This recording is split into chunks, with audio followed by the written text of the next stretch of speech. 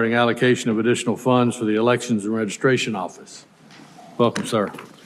Thank you, Mr. Mayor. Good morning. My name is Marvin, Broadwater Senior. I live in the 31909 zip code. Greetings, Mr. Mayor, members of the City Council, Madam City Manager, Mr. City Attorney, administration staff, and citizens of the greater Columbus area. I pray that all of you are well. First, I would like to wish on all the mothers, especially our single mothers here in the room, as well as watching this broadcast, a belated Happy Mother's Day. And to you, Mr. Mayor and Council, thank you for your continued service to make this city the best community it can be for all the citizens.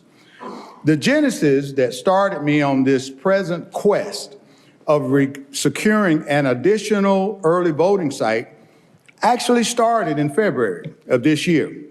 As I sat in the audience of our election and registration board meeting for that month, imagine to my surprise in that meeting when I heard that the board was poised and positioned to approve a whopping $75,000 for an early voting site off Airport Thruway for 19 days.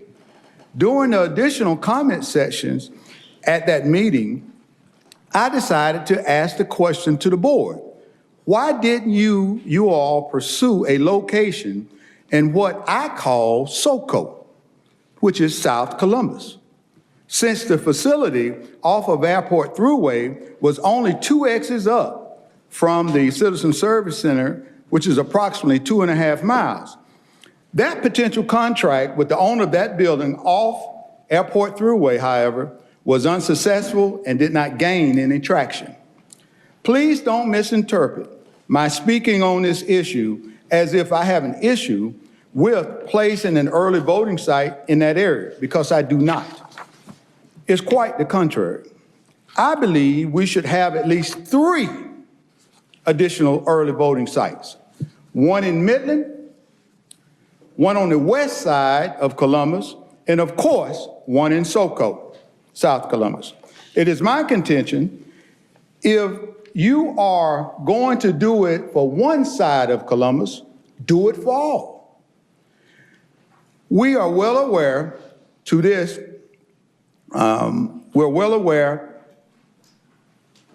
that this is going to take additional funds. That is specifically why I'm here, since we are in the season of budget hearings.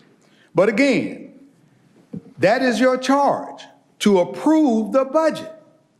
I would like to applaud you for your efforts in proposing an increase in the funding appropriations for the Election and Registration Office for the fiscal year 27 budget. However, in my humble opinion, it is not enough. If you are going to add 3 more sites along with staffing and equipment, you will need more funds. Why do we owe it to our citizens to make voting as accessible as possible? During the 250th birthday of the American experiment, the integrity of a democratic society hinges on a single fundamental process, that is the fair and efficient administration of elections. While much of the political spotlight focuses on candidates and campaigns, the invisible machinery of the election office is what ensures that every eligible vote is cast, counted, and verified. For elected leaders, fully financing the election office is not merely a budgetary line item. It is a moral and functional prerequisite for a stable government. Furthermore, at its core, an election office is a logistical powerhouse. It manages voter registration databases, secures polling locations, maintains voting hardware, and recruits thousands of poll workers. When these offices are underfunded, the first casualty is often efficiency. It erodes public confidence in the legitimacy of the outcome. And I'll take the 3 minutes at the end. Hopefully we'll be through by 6 p.m. today, Mr. hope Mayor. so. Thank you very much. Thank you.